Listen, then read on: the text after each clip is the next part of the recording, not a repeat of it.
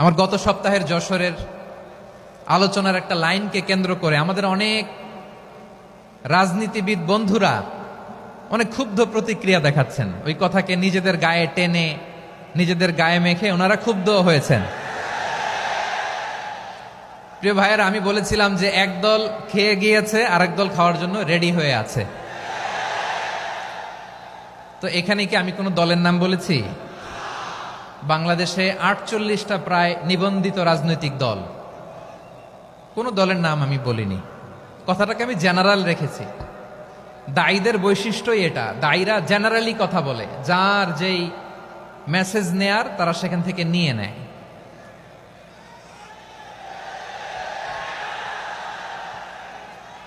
তো কোনো দল এটা নিয়ে কোনো কথা বলল না, আপনারা এটাকে নিজের গায়ে যে মাখালেন এটা ঠিক হয়নি।